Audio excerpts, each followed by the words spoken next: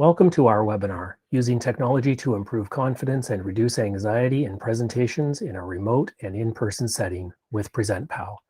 This webinar is hosted by the Network of Assistive Technologists on this Friday, the 22nd of April, 2022.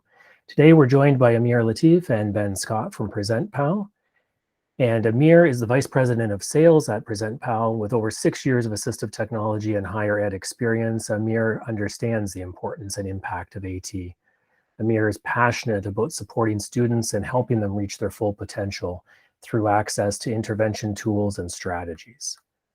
And as the Customer Research Manager at PresentPal, Ben puts his psychology degree and past research experience to great use. He's currently exploring the challenges neurodiverse students face with communication-based learning activities. And I'd like to welcome Amer and Ben and thank them for joining us today. And at this point, I'd like to hand over the screen sharing so that they can begin the presentation for us. Thank you, Doug. So I'm just switching over to screen sharing here. Again, thank you to Doug and the Network of Assistive Technologists for inviting us to your platform and allowing us to speak to you guys. For a lot of you, it'd be the first time you are seeing PresentPal. So it's pretty good. We're excited about that you'll get a first glimpse at PresentPal. But before that, obviously, there's a lot of research that Ben and his team have put in terms of analyzing the problem around presentations, particularly for students with learning difficulties. So you should be able to see my screen now, and I'm just going to go into slideshow mode.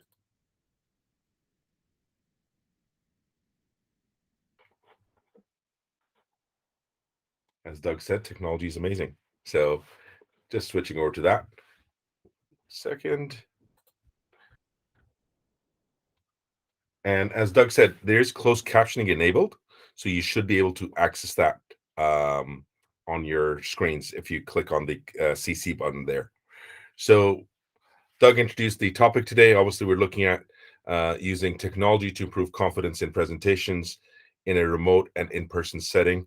Also, at the same time, looking to reduce the anxiety aspects too for a lot of our students or individuals who struggle with anxiety when delivering presentations or public speaking tasks. So a couple of things, housekeeping again. Doug's mentioned this again, that we've got closed captioning enabled too. On our presentations, we always aim to make them as accessible as possible. So these will be available afterwards. Doug will provide the links to get access to these presentations and our handouts. We aim to achieve the highest accessibility standards, but we always welcome the feedback. So please do share that with us. If you have anything in terms of improvements that you can advise us on, more than happy to listen to that. So the learning objectives from today's webinar would be as so. You'll get a better understanding of the needs of your students and how to support their presentation skills and development. Understand from a psychological perspective and the challenges faced by learners when presenting remotely and in person. So remotely's come more and more so with regards to our current climate or the last couple of years with the pandemic. A lot of distance learning has happened, and that's presented its own challenges. So Ben will discuss that quite a lot in his research element. You'll also get a chance to look at PresentPal and how it's an effective UDL implementation tool. So quite a lot of things to cover. And obviously at the end, we will allocate enough time to answer any questions you guys have. So, but please do type into your chat box any questions or any comments you have while we're going through the presentation. So I thought one thing to start off as maybe a discussion point would be to ask you this question, and feel free to type in your comments or suggestions here. What form of presentations do you or your instructors currently conduct with your students and learners? So this could be, for example, presentation with slides, or it could be public speaking group tasks. Any of suggestions that you have with regards to that, we'd be very curious to see your responses. So feel free to type those into the chat box there. And on that note, I will be passing it back over to my colleague, Ben, who will start off on some of the research. Great, thank you, Amer. I will just take over the screen share for you. Perfect, thank you. So hello, everyone. Thank you for having me along today. As Amer and Doug mentioned, I'm Ben, and I'm responsible for research here at PresentPal. But today I thought I would start us off with, before deep diving into some presentation challenges and a sort of psychological perspective on presentations, I thought I would take us a little step back first and have a look at what is a modern classroom, what's going on in a modern classroom setting. And actually, a modern classroom, it's a diverse classroom. And in fact, 1 in 5 learners are neurodiverse. And by neurodiverse, we mean students that might have a learning difference, such as dyslexia or ADHD, and they may have other disabilities or challenges that impact their learning.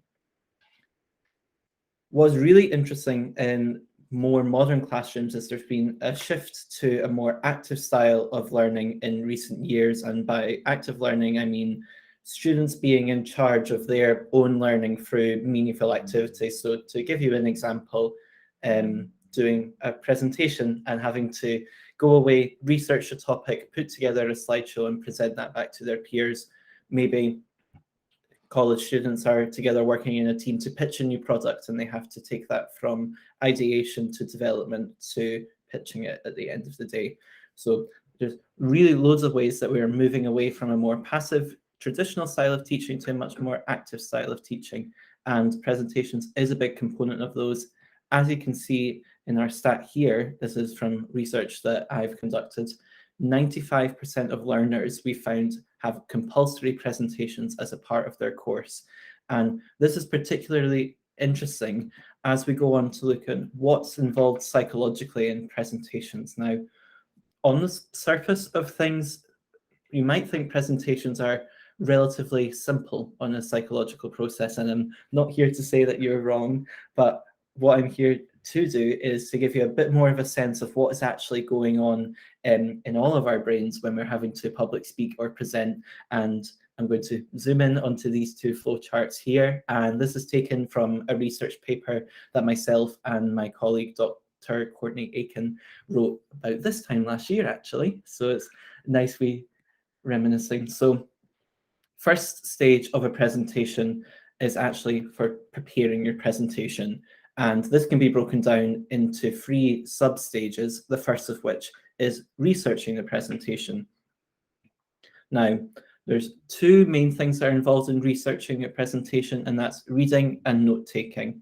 And from those, you've got things like text-to-speech translation, so reading something and using your internal voice, motor control, maybe you're turning the pages, scrolling through a document on your computer, for example. And along with that, you actually have to understand that information as well. You also have things like sensory and somatosensory processes going on. And by that, I mean like things you can like touch, temperature, how you're actually sat in the physical space, and knowledge representation as well. The next stage is preparing the presentation. So once you've researched your topic, you then have to select the material that's relevant. And this involves things like reasoning and decision-making. And then you have to arrange that material in a way that will make sense to your audience. And that involves being a bit creative, but also planning and organizational skills.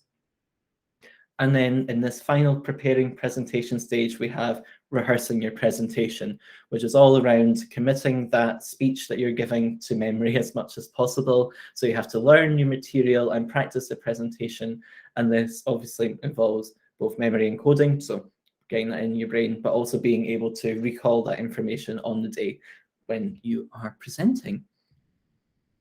So now we move on to the day is here, you're presenting in front of your class, and you have to present and answer questions. And this can be broken down into delivery. And when you are delivering a presentation, you have to rely on your long-term memory, like I was mentioning, to recall that information for your presentation. And you have to rely on speech production as well, your voice and your brain telling your vocal cords to move, and your mouth having to move in a certain way to make the correct sounds. It's actually quite a complicated process. I could talk a while about that. But what's really interesting as well is that there's quite a lot of executive functions involved in presentations. So things like task focus and prioritization. And by prioritization, I mean your brain focusing its resources on the presentation task at hand. So being able to, well, I'm presenting right now, There might be things going around me that are distracting. For example, I live next door to a fire station in the city centre of Glasgow in Scotland, and it can be quite noisy at times with sirens going around. But during a presentation, I need to focus my brain's resources on the task at hand. There's also planning and time management. More often than not, especially in higher education settings, presentations might have a timed component to them, and students are graded on that. So they may, for example, have to do a 10-minute presentation to their classmates, or maybe it's a rapid-fire 1-minute elevator pitch, and that can create some anxiety, but I'll touch on that a little bit later. There's also self-monitoring and adaptation. So if an interruption does come up, is being able to react to that and not be thrown off. Working memory is a really interesting one as well, particularly when it comes to vetting questions from the audience. So it actually takes a lot of work to remember where you are in your speech. So you're using PresentPal or Flashcards or something like that.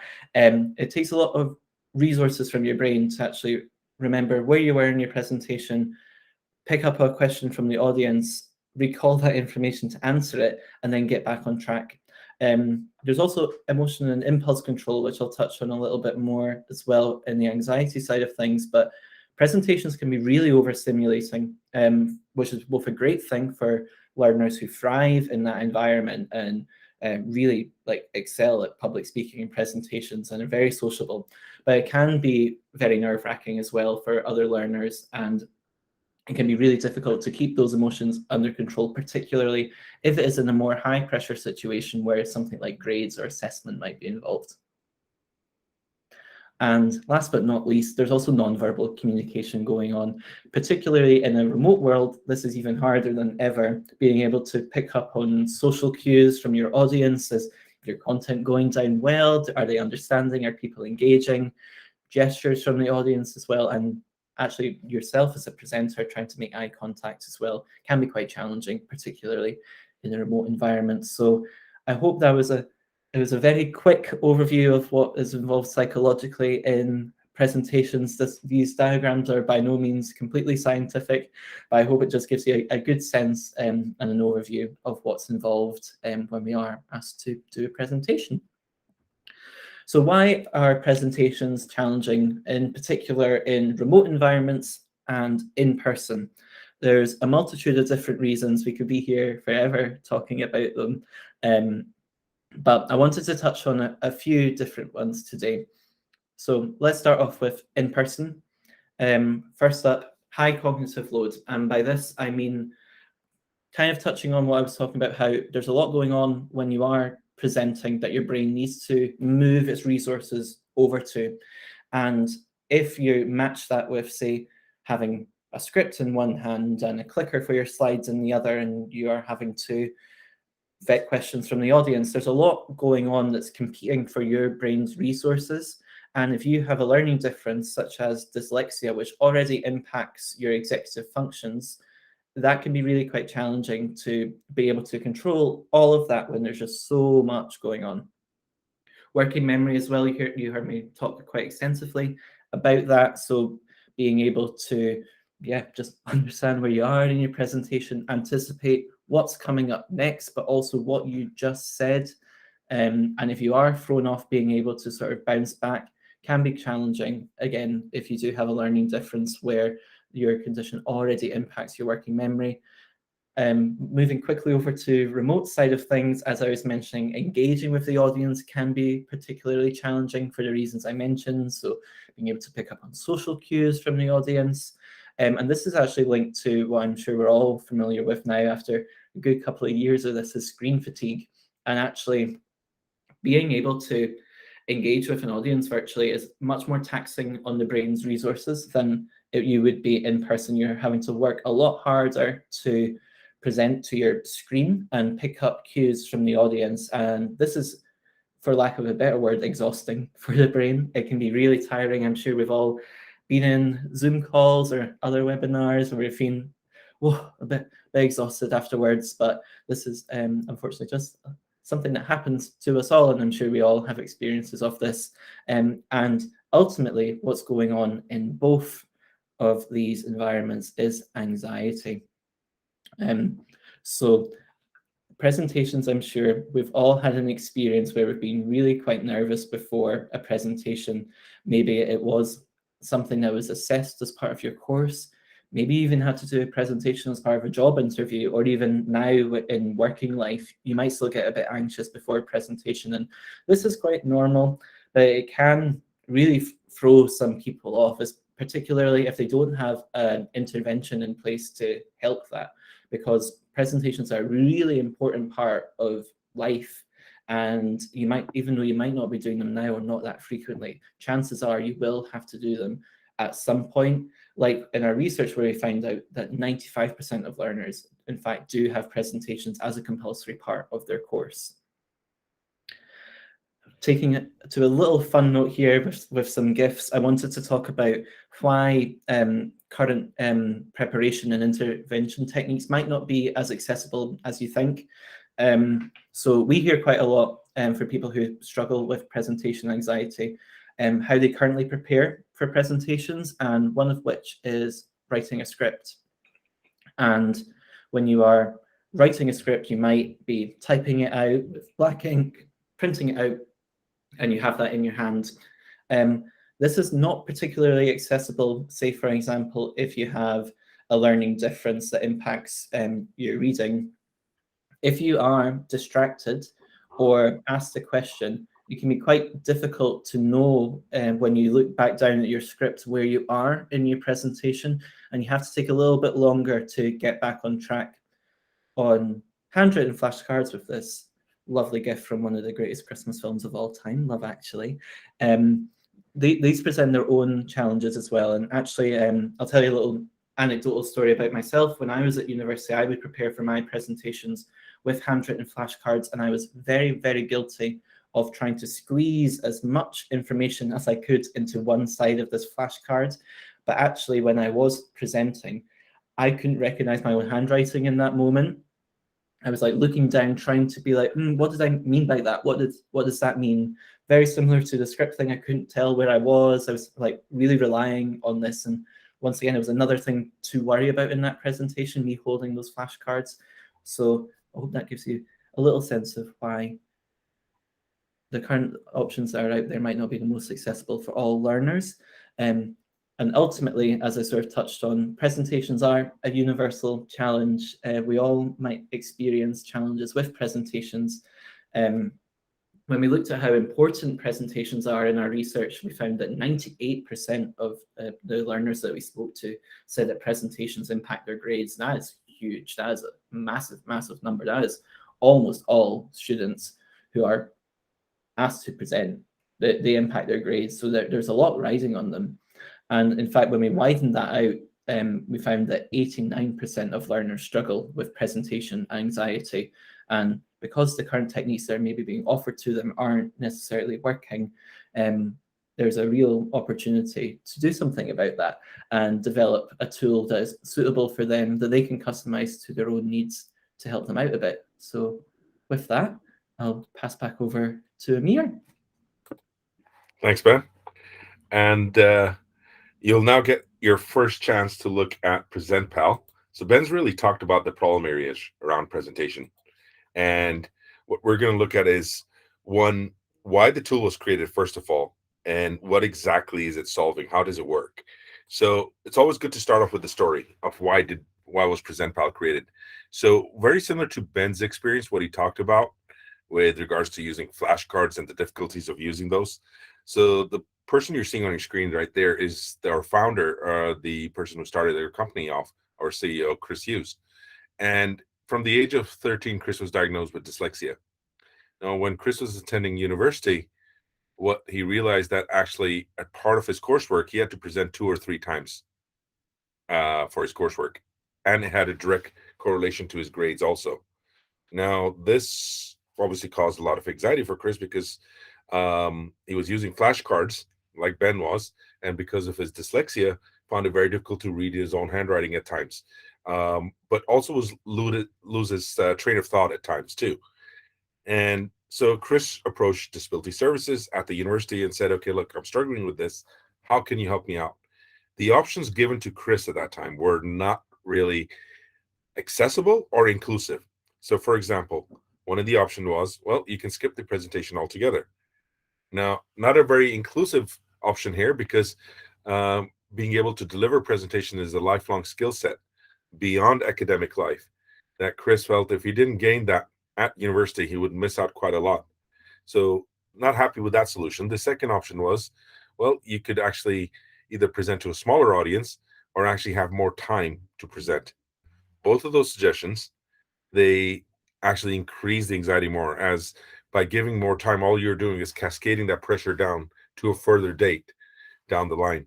So this created this little passion drive within Chris to say, okay, look, surely I can't be the only one. He did his own research and found out actually it's a bigger problem. It's actually more universal, as Ben's research showed there.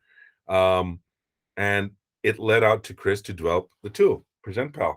And what you're seeing now on your screen is the latest version of PresentPal. So we've gone through lots of improvements, improved the accessibility. What it is, it's an app that works on Android and iOS devices, so smartphones and tablets. And what it allows you to do, I'm simplifying here a bit, but I'll elaborate a little further on, is create accessible flashcards that do quite a lot more. And let's dig in a little bit in terms of what I mean by a flashcard. So we're actually going to take a look at what a flashcard looks like on the app. So let's say I've got 7 slides. I would probably then just create 7 flashcards to align with my deck. So this is what a flashcard would look like typically. And what you would normally add are bullet points to each flashcard. So let's say slide 1, I've got 5 topics. I'll have 5 bullet points. What we recommend is don't type in your script. Really focus on the key points that you want to cover and the order you want to cover them in. And you'll notice from the animation here that it's accessible scrolling. So, and it's magnified, so a user can clearly see what's being written. They can anticipate what's coming up next, and they can keep their linear focus there so they can remember the order that they're talking into. The other nice thing here, the accessibility part that I want to touch on, is you've got all the accessible fonts available. So let's say in the case of Chris, he may have chosen Open Dyslexic font. So at least he'll be able to read clearly or in a font that's more easier for him to deal with. And by having keywords, you're not then worried about reading out a full script or sound monotonous on your whole delivery. So it's really good. You'll notice a timer on the top right too. So when you're delivering a presentation, if your presentation is timed, at least you're able to track how long you're taking per slide. You can turn the timer off if it's causing you anxiety, but it's always useful for some of their users where they may want to track, okay, am I going over the time or do I have a little bit of time left over? So at least they can present in the allotted time given. So that's the first part. Those are the bullet points. On top of this, what we added is what we call safety nets.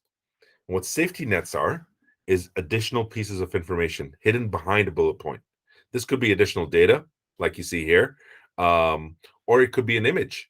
So in some cases, users may describe an image better than words.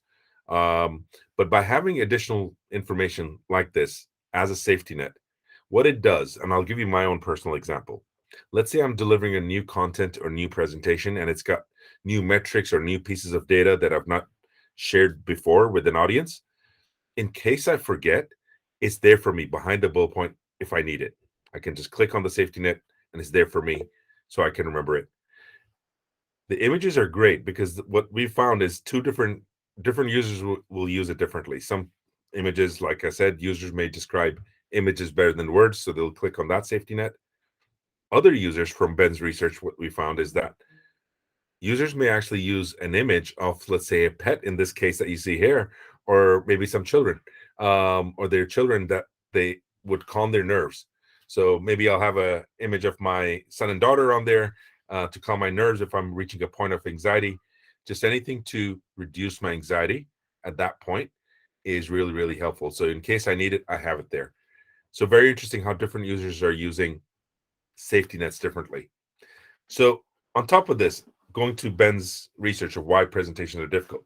So the first part here we've done is your executive functioning, your organization. So you're able to prep and align everything there for you information-wise, so you know it's there. The next part beyond this is actually rehearsing. So we know a lot of people would rehearse in very different ways. Some may actually go in front of a mirror, for example, or some may actually just speak to themselves and try to practice in different formats. What we did is we really amped this up using the app. So in rehearsal mode, you use your flashcards, present as if you were in a real-time scenario. And what it does is the app records your audio as you're doing your presentation or your rehearsal. This then allows you to self-assess. Why that's really critical is because this allows the user to then really track slide by slide or flashcard by flashcard and say, you know what, flashcard 1, 3, and 5, I was perfect. My delivery was good. My timing was good. And the content was, I remembered all the content. Maybe 2 and 4, my timing was off and I forgot some of the content. So then I can really work on improving those. So it allows you to self-assess and grade yourself on those 4 key elements. You can track your progress of how you've improved. And the more you're rehearsing, obviously what the theory is, then your confidence will naturally increase with that content that you're about to deliver on. That's where rehearsal mode really comes in hand for a lot of students. Later on down the line, I'm going to share a case study that we did with one of the universities in the US, where they really wanted to use rehearsal quite a lot with their students. And we'll look at some of the results from that too. But this really focuses on the confidence part. So the first part where you have your creating your flashcards, your bullet points, your safety nets, that's improving your working memory. That's helping to maybe reduce some of the anxiety elements, or actually just give you a little bit of safety cushion so you know that all your information is there for you. This part here is the confidence part, where we really want to improve our users' confidence. Beyond this, what we did is we noticed also from our users that a lot of your users will either use PowerPoint or Google Slides, and you'll probably have the same sort of experience with your students at your universities and colleges. And so what we noticed is previously a user would be using their flashcards on their smartphone device, but then every time they had to change the slide, they'd have to press a keyboard or a clicker. So we created an integration. So now we're an approved add-in and add-on for both PowerPoint and Google Slides. What that means is now when I go to flashcard number 2, it'll automatically change it to slide number 2 on the screen. So that reduces more anxiety for the user, so they don't have to worry about too many different things.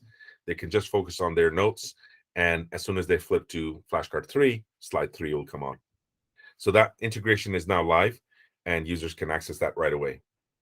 What I really want to talk about also is the accessibility, because we really, one of our passions, obviously, as an assistive technology company, is really to continuously improve this and continuously provide more features that allow users to enhance their usage of PresentPal.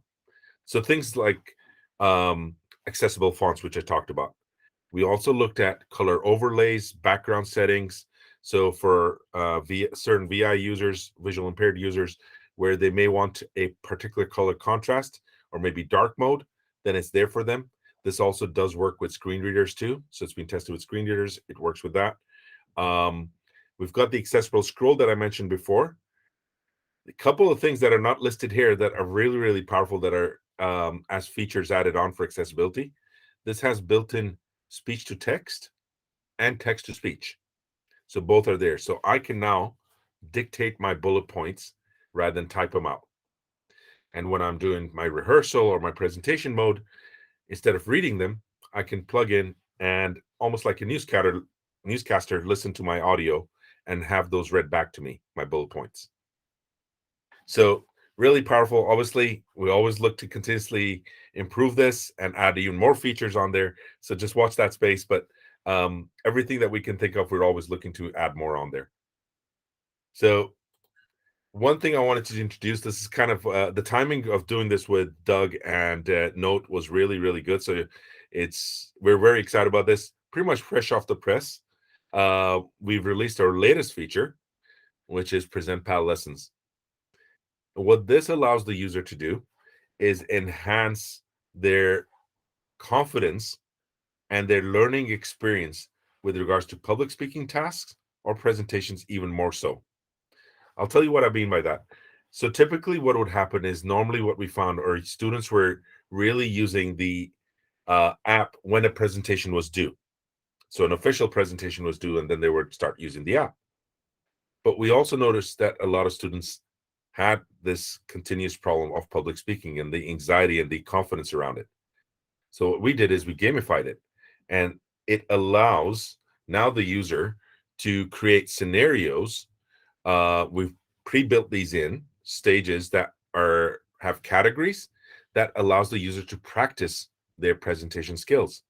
So it could be, let's say, your favorite TV series, and there could be some topics around or questions that would prompt the user to answer on the audio. And it'll say, okay, why is this your favorite TV series? What do you like about it? And because it's recording your audio as you're answering, you're able to then practice. And SLPs, particularly speech language pathologists, are really going to, I think, enjoy this quite a lot, because it allows their students to work and improve their speech skills even more. So really excited about PresentPal lessons. This is now live on anyone who has PresentPal. It's a free update that we've added on. I am now going to pass it back over to Ben, who's going to deep dive further into the research and the user-driven features. So Ben, back over to you. Amazing. Thank you, Amer. I will just swap us over. Nice. Okay. Thanks so much. Perfect. So, as Amer sort of mentioned, we're really passionate about listening to our users and what their needs are and how we can best support them. And this is absolutely something that we do with every feature of the PresentPal app, from the customization right down to new features to pretty much anything you can think of is being informed by a user. But something that we are also really passionate about is research. And obviously that is my role, and we've discussed some of the research I've conducted in the past. But what I'm now going to move on to is we've done a lot of research as well that have been conducted by other experts and industry leaders in the field that have really helped us inform the product and help us develop something that we think is really helping users. So before I trip up on my words again, I'll just move on. So let's start off with personalization, and Amer did a fantastic job of sort of showcasing lots of different options that personalization offers us, and we're able to customize the display of information. But why this is really useful, particularly for sorry, Amer, recording is only recording audio. I think that'll be okay. I will just describe what's on screen. So up here we have a phone of the PresentPal app, and it shows our customization layout with our 10 color overlays and different font options. This is great because it offers users an alternative for visual information, and we're giving users individual choice and autonomy over how the PresentPal app looks. They can really customize the app to make it work for them. We are not prescribing a set way that they can use the PresentPal app or how it looks. They can really use it how they see fit. This is particularly important because choice plus agency equals learning. Now, I didn't come up with that phrase. I very much saw it on Twitter once and was like, this is a really good way to describe exactly what we're talking about here. So I've quoted a little psychology study here, which was conducted by Patel, Cooper, and Wynn in 2010. And in this study, what they did was they looked at a high school class, I believe, maybe middle school, and they looked at giving learners different options for homework, and it was maths homework, and they were asked how they wanted to complete that. They were given multiple different options, and they found that when they gave learners this choice, that not only did the learners' motivation increase, they were actually more likely to complete the homework when they were given a choice over the format. So that's just a little anecdote about why giving users, in this case for PresentPal, choice is really so important.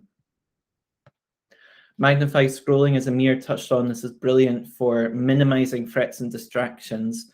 and being able to help users clarify their vocabulary and words when they're presenting.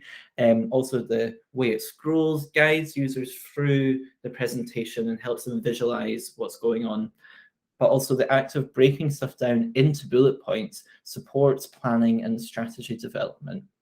And I thought I would touch on why we actually encourage users to use bullet points as part of their notes. Why we do that is because bullet points encourage an active form of note-taking.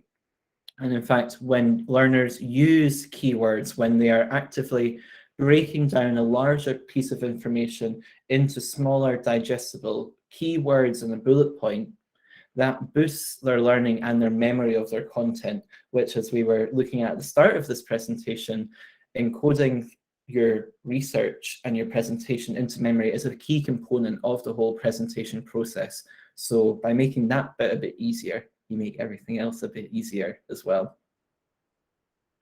Our safety nets offer users multiple medias for their communication.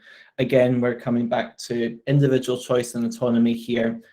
Users are given the option if they want to have their notes in a text format, or if they prefer an image, they can use that and they can use it how they want to.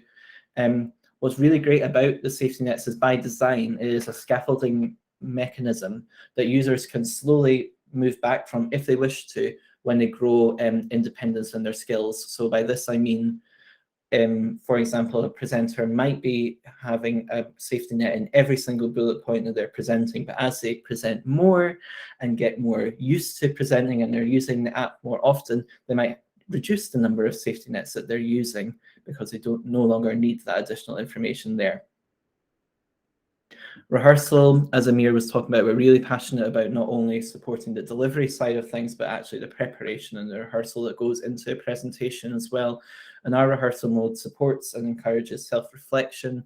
By design, it's a great self-assessment tool, and it can help users clarify their vocabulary, symbols, syntax, and structure, but also the overall planning and development of their presentation. But why are we encouraging self-assessment? What's so great about self-assessing? Well, actually, so researchers, McDonald and Boyd here in 2010, looked at self-assessment, and they found that when users actually looked inward almost and looked at how well they performed or what could be improved or what they could do differently, this actually improved learners' overall achievement in grades. And when we're looking at 98% of learners saying that presentations impact their grades, this is a great skill to start developing. It encourages users to be responsible for their own learning.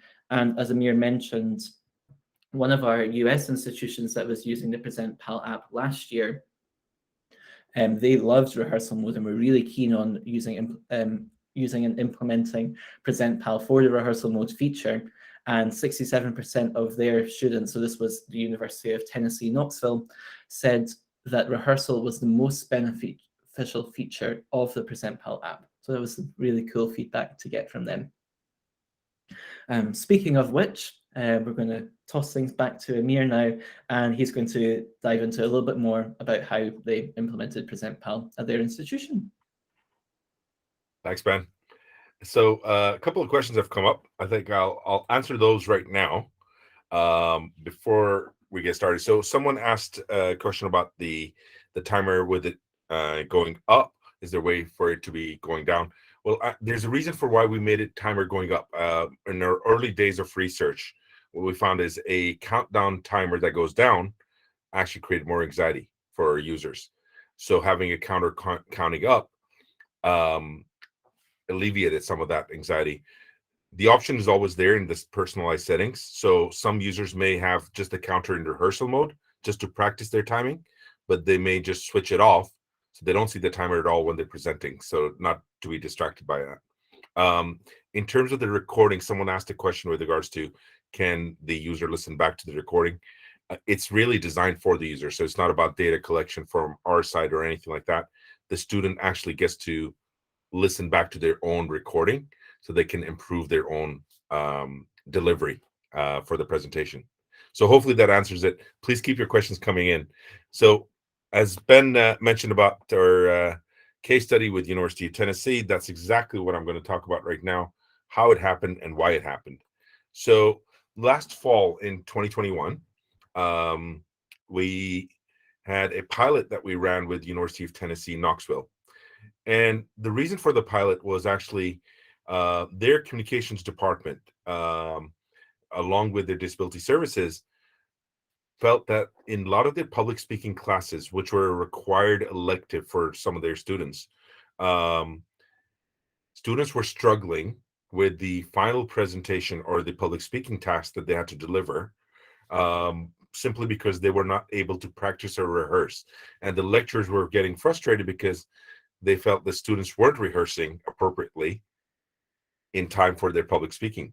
Now, presentations, as we talked about, has many forms, right? So you have your slides as we're doing right now, or you could have a public speaking speech that you're delivering to a class or to peers without slides. And this is more of that latter, where in those classes, they were not using slides. They were actually just talking around a topic, but they wanted to rehearse that. So really focusing on the rehearsal mode and the preparation. So using PresentPal, the flashcard notes, and the rehearsal mode was the key thing that they were interested in solving that problem. So how did it go? Well, really well. One that pretty much most of the students actually activated and started using the app right away. The reason why I share that is a lot of us are very familiar with AT and AT fatigue that students experience, and sometimes assistive technology, for lack of better or worse, not due to intention, can be a little complex or overwhelming. So why we were pleased with this stat was that it proved that the software is very intuitive, and within a couple of minutes of playing around, students could start using it right away. It's very easy to use, and it doesn't require complex knowledge of software or mobile apps to use the app. So this was really, really pleasing for us that a very, very high percentage of students were able to use it pretty much immediately. The other stat that you see on your screen right now is we were measuring the confidence. So this was a survey that the university did with their students that were participating to really see how confident they felt after using PresentPal. And we were very pleased with this result too, because what it showed is proved our theory with regards to the confidence and rehearsal, linking the two things together. 61% of the students that used the app felt that their confidence doubled after using the app with their presentations. So really, really pleased with that. I put up a quote here from the student. I'll read it out, actually, so the closed captioning picks it up. Interacting with PresentPal was very easy and very straightforward, and I felt as though it is an essential tool for learning and practicing speeches. So that's from a student that was participated for, obviously for data protection. We can't share their details, but they are a student at the University of Tennessee, Knoxville. Who I can share the details with is, we've already asked her for this, is Professor K, as we call her, Professor Lorna Keithley, who is the communication studies lecturer, one of the professors involved, who was actually spearheading this whole pilot. And a quotation there from, I won't read the whole quotation verbatim, but it was more from an administrator's perspective. What Lorna felt was it really enhanced the learning experience for the student, which was their main objective of that pilot. So PresentPal's been in the UK for some time. That's where we launched from. So just to show you, we've got over 7,000 students now in the UK already using PresentPal in over 100 universities. How it works in the UK, there's a disabled students allowance, very similar to the Canadian Bursary Fund or the Canadian Student Grant, whereby the government fund pays for the assistive technology for all students going into the universities. So they would meet a needs assessor who would determine, depending on the student's grades and needs, what assistive technology they need. So we are the only presentation assistive technology that has been approved for use within the DSA fund. And this is really good because obviously we've seen this increase. It's also led us to reach out to North America. And that's where last year we started the pilot program. So currently I've put down some of the institutions that are implemented PresentPal on campus. the reason for showing all these broad variety of mixes is that the tool, what we found, is being used not just in private universities, but in large public state universities and also community colleges. Now, what's really interesting when we're speaking to Doug and with N.O.A.T about this platform and speaking to you guys is we said, okay, you know what we'll do is we're going to open up the pilot program to everyone in attendance here. So to allow all of you with a chance to pilot this at your campuses for free in the fall 2022 semester. So to find out more details on that, I'm putting up our details here. There's a QR code there too, so that you can scan, and that will allow you to book an appointment directly with me. So if you want me to do a live demonstration of the app to you and your peers, you're easily able to do that.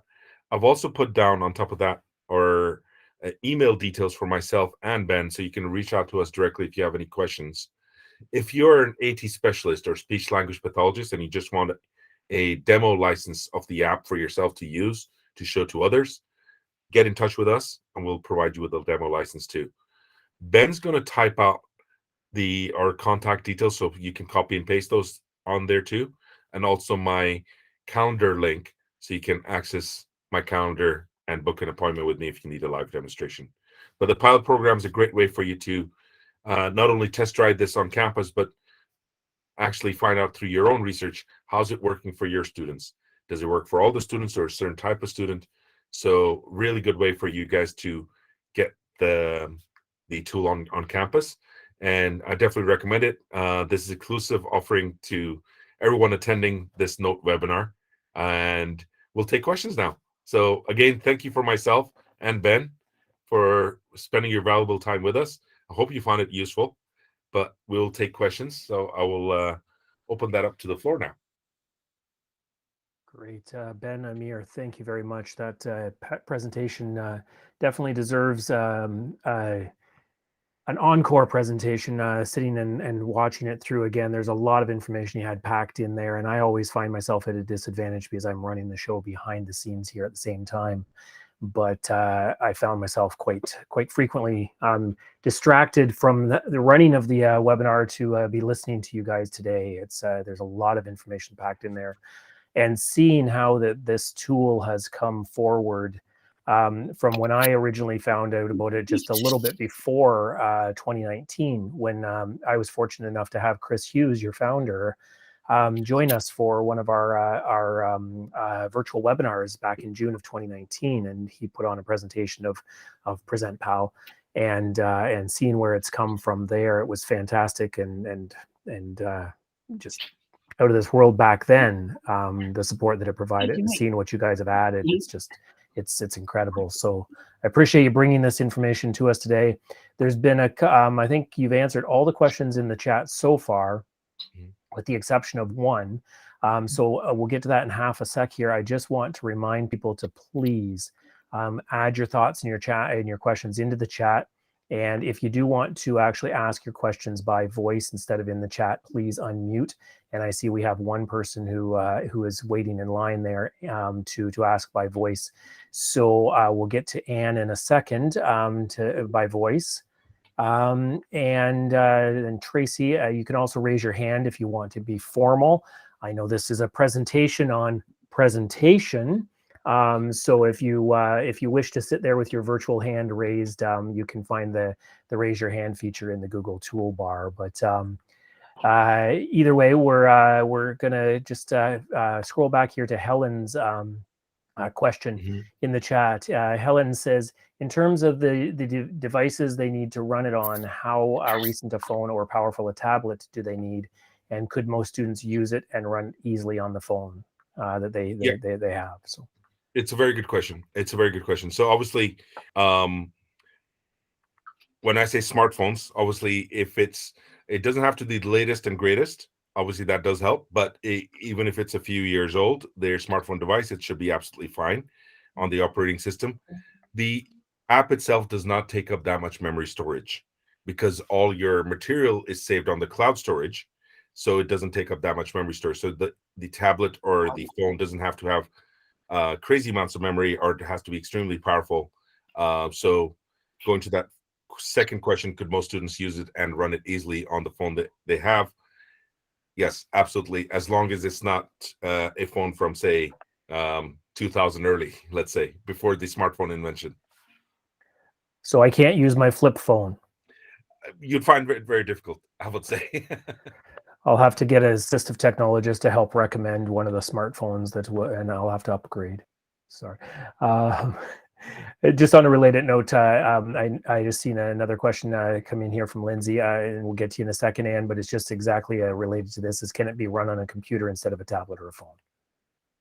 Yeah, so yeah, it's a tablet and phone. Right now, there's not a desktop application for the app. It's only an app for tablets and phones only. So they watch the space in the sense that whether we will do that or not, what we found is our users, particularly in the current generation, are more comfortable with mobile devices and tablets.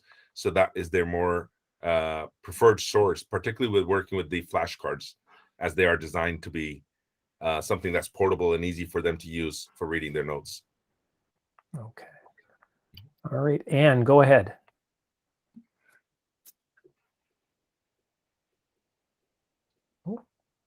Anne, you had unmuted your microphone. Are you wishing to ask a question by voice?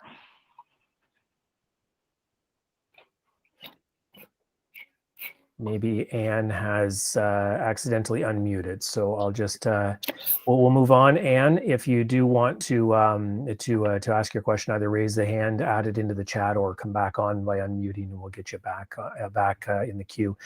Tracy is next up. Go ahead, Tracy. Excuse me. Hi.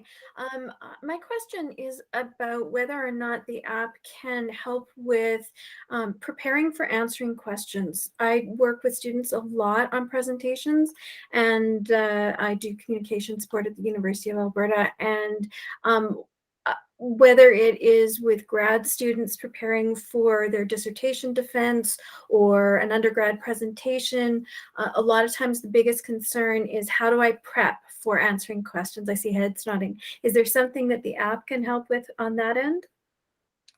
Yeah, Ben, I don't know if you want to answer this or.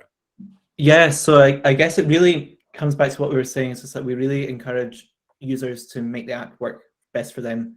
And we have actually heard this before, Tracy, as well, of exactly the same case as you for grad students preparing for their thesis defense or vivas. And how students have used the app for that previously is they've used PresentPal flashcards to write down some anticipated questions that they think they might be asked about their content as a bullet point, and then their safety net, that's where they could put their answer.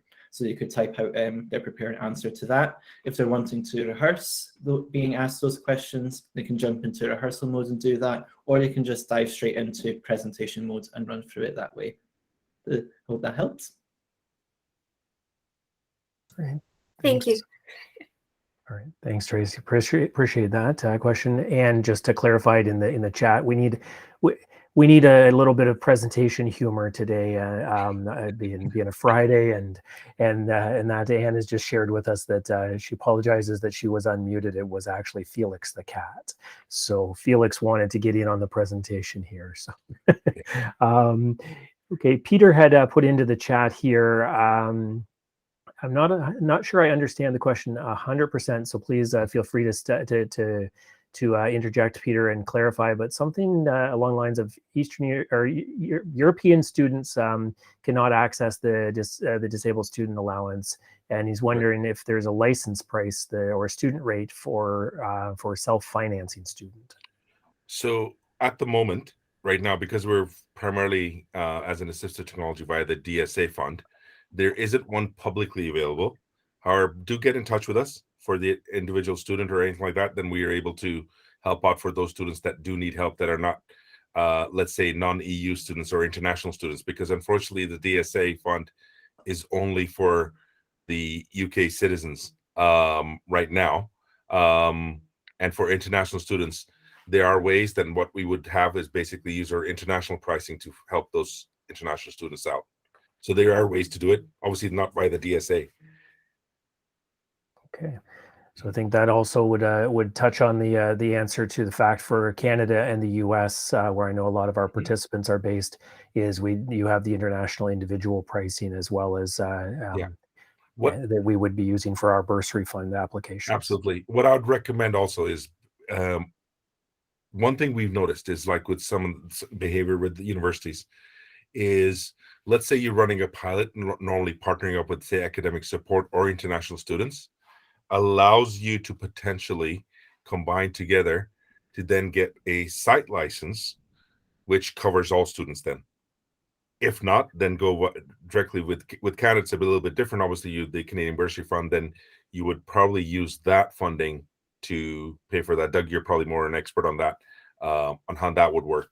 But slightly different in the US, where the departments would have to find the funding themselves. So, and I know disability services, it can be difficult. So that's where I encourage the partnerships with either international veterans or academic support or academic affairs. All right, it's getting scary, Amer. You seem to be reading my mind, because I was going to then follow up with the question about site license. So, all right.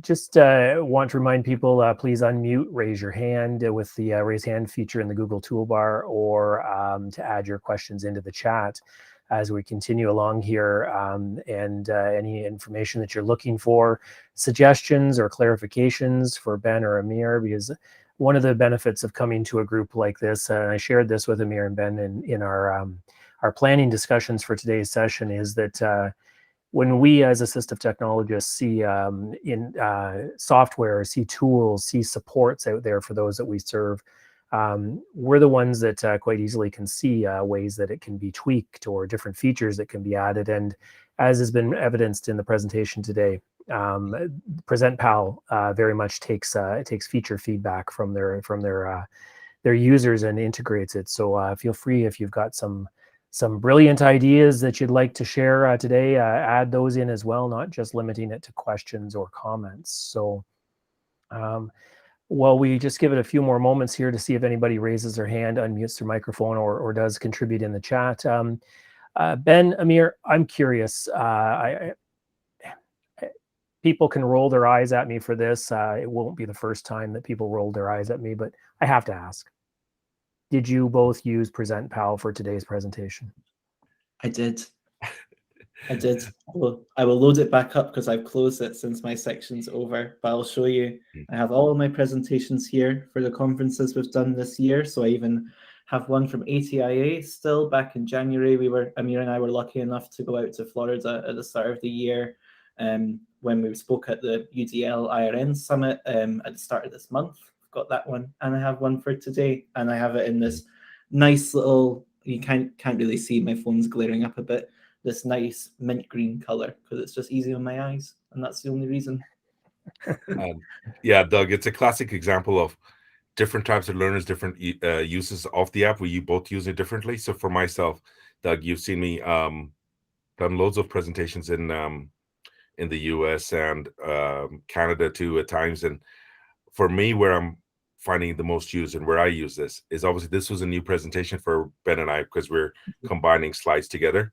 So for me, the big features that I was using was really the slide notes, the flashcards, and the rehearsal mode. So my prep work is where I was really focused on, in terms of making myself feel confident with the content that I was delivering, because this was slightly different from our norm that we did, because we wanted to put a research element in there too. Right. There's a question up now. Yep, there's a couple questions in here. So Lyle, forgive me if it was asked or covered already, but what are your thoughts on the Microsoft or MS Rehearsal Coach in comparison with PresentPal? I think that's a part of the PowerPoint suite now. Yeah, I think it's more on the accessibility aspect that we've really focused on. I think whereas that's more a general use, it's really good in terms of as a feature for a general use. Our focus is more being on the accessibility aspects, making sure that, with the speech to text and text to speech elements, and also with our rehearsal about the self-assessment side, how we really try to scaffold it by breaking it down per flashcard rather than the whole assessment of your entire rehearsal. So listening back to the entire audio, listening back by flashcard, it's more bite-sized and digestible for the student to assess, rather than listen to an hour of their recording back. They can just listen to flashcard number 3, for example, and say, let me check that out, see how happy I am with that. Okay. All right. And David is asking for some clarification or an outline, kind of a review, I guess, of what you were mentioning about the fall 2022 pilot option and what are the next steps. And I guess David had to step away and is afraid that he missed out on some of the important information on that very valuable offer. So yeah, absolutely. So as mentioned earlier, it's basically a pilot program is something we ran last year just as we're getting data and research. So when we spoke to Doug about this platform, we said, okay, everyone who's coming here, more than likely it's the first time they're seeing it. So what's the best way to introduce it at their campus? We said we'll open up the pilot program again for these invited attendees today. And what that is, it's a completely free pilot. There's no obligation at the end. If it works for you, then you go ahead and do what you need to do to procure it for the next semester. If you don't want to, then you don't have to if it didn't work. It's a good way to test drive it. We will provide all the training and support. What I would recommend is Ben put up on the chat box and also on my screen my email details for the pilot program. Reach out to me. There's also my calendar link. I'd actually recommend clicking on that and scheduling an appointment in with me, because if you have multiple peers or colleagues who haven't seen the app and you'd like them to see the app also before you commit to a pilot, I'd recommend that. Let's do a live demonstration first for your colleagues. And there's the link again, by the way. So yeah, get in touch and then we can schedule that in accordingly.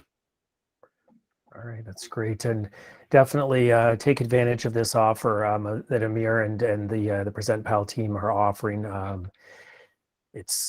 I know our sessions are educational based and not sales based, but this is a tool that I think as we've seen today, or at least from my perspective, gentlemen, is it's a tool that's very difficult to do a presentation on, because you kind of it's slide based, information based, research based. It's one of those things that you have to get it in your hand, you have to try it, you have to you have to play with it. So so that leads to a question that Lindsay has asked, is where can students go to learn about the app before they decide to download? Are there any videos? And then the ultimate question that I'm glad somebody always asks is there a free trial, 30 days? What's the cost of the app? Yeah. So sorry, go on, Ben. I'll let you go ahead. I was going to tackle the first part of that. And yes, there's loads of resources actually where students can go and learn a bit more about Present Pal. First stop shop, I would say, we have a students section on our website, which is just presentpal.co.uk. If you scroll up in the chat, Doug very kindly linked it there. It's also on the slides at the moment.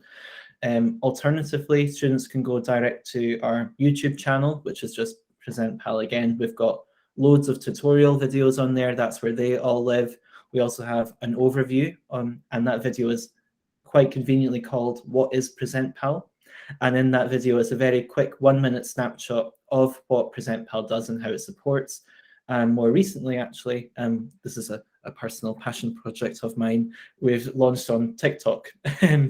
So we know where students live.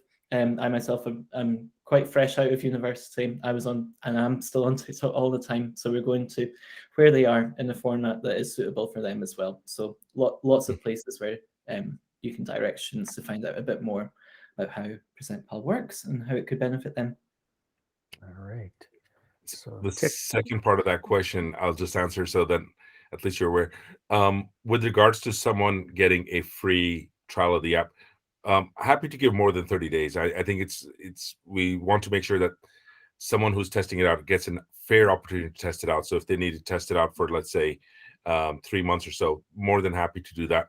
Get in touch with me so we can set up whoever the user is for you guys.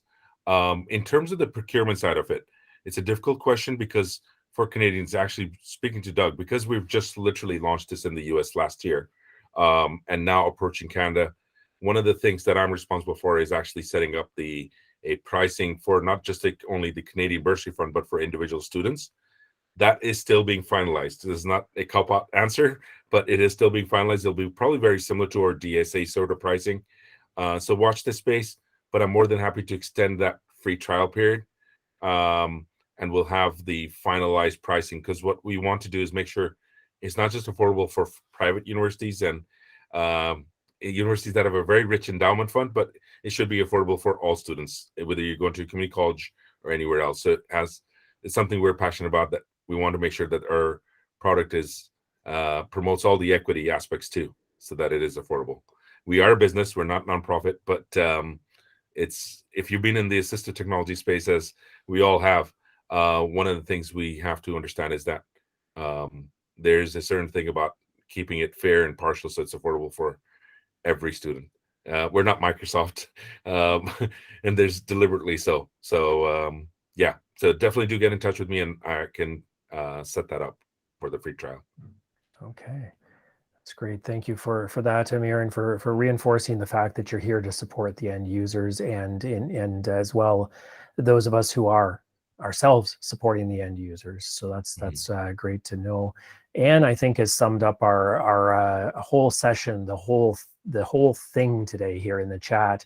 And thanks you both for sharing today and saying that you've captured a piece of our work, meaning the work of assistive technologists and disability support professionals, a piece of our work that's often overlooked. And we all find public speaking challenging. And for our students, it's a whole other issue. So true, Anne. And well done, great product. So thank you for sharing that, Anne, and summing it up. Just as we do finish up here today, I know it's always difficult to know whether these sessions go an hour or an hour and a half, because we don't want to leave out any information, but at the same time, we have to we eventually have to come to an end. So as we do wrap up here, we're just a little over the hour mark. So just remind people, if they still have anything that they'd like to add by voice, unmute and or raise your hand, or throw it into the chat window in the Google Meet space there. Amer, Ben, again, from where this product has come from, when I saw it back when we had when Chris was a part of that conference presentation in 2019, and today, I guess it's phenomenal. There's an immense amount of support that this product can help with, the mental health aspect, the presentation anxiety, the fact of just so many things to do with our virtual environment that we're in now, let alone when we're going back to campus. We have to realize that depending on timing, some of the students that we're going to be supporting, maybe even are supporting now, they've never been in a classroom in a higher education, or even in the last few years of their general education because of COVID. So now they've got a whole other set of anxiety triggers to deal with. So there's so many opportunities for PresentPal to support these students that are out there with or without a disability. This is a unique, universal. One of you mentioned you put on a presentation, Ben. I think you were saying a presentation recently for UDL, Universal Design for Learning. Nobody can argue it. Mm-hmm. Yeah. And if they do, send them to me. Yeah, it's absolutely something we're really passionate about for the exact reasons that you're saying. It's like we're not prescriptively an AT tool. Anyone can benefit from PresentPal, and the features are designed in such a way that if a student does have a disability or an additional learning difference or anything, they can make the features work for them how they want to, just as Amer can use the app how he wants to. And that's exactly what we're here and what we're all about. And if there's something that a user really wants to benefit from, we're going to listen to them. We're not going to bat them away. We're very, very passionate about, as you were mentioning and we've mentioned, user-driven feedback and features. Yeah, so all right, I'm not seeing any final questions coming into the chat here, and I don't see any hands raised or unmuted microphones. This has left us all with an awful lot to think about and wanting to get our hands on the app and playing with it and seeing what it can do. IRL, as the kids would say, in real life. Ben, you're talking about being on TikTok and meeting the students where they are. That itself is a challenge. I think I'd need to PresentPal just to do that. So, Ben, Amer, again, it's been fantastic for having you here with us today. I don't know.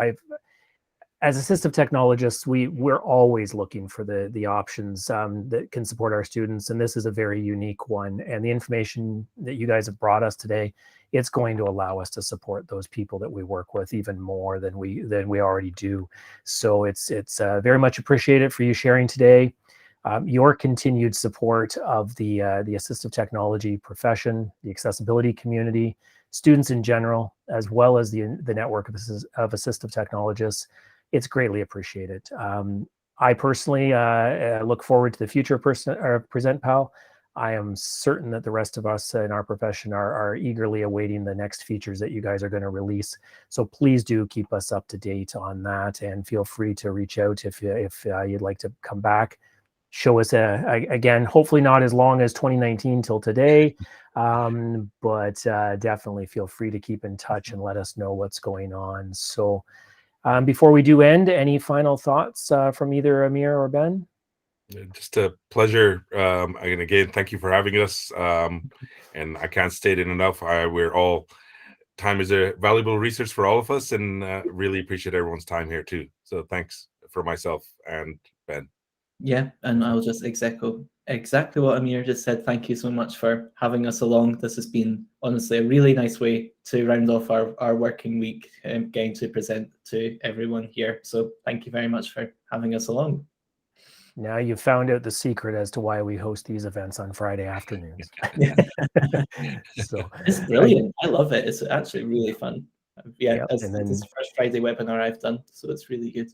Perfect. And for you guys with the time zone difference, I think it's definitely it's either a late dinner or an early bedtime. So I appreciate you staying up and being with us to share this information. Please say hello to the rest of the PresentPal team for me, specifically to Chris. And again, thank you. So as we end today, I just want to thank everyone that's been here with us today for joining us. And remember that you can't spell education without AT.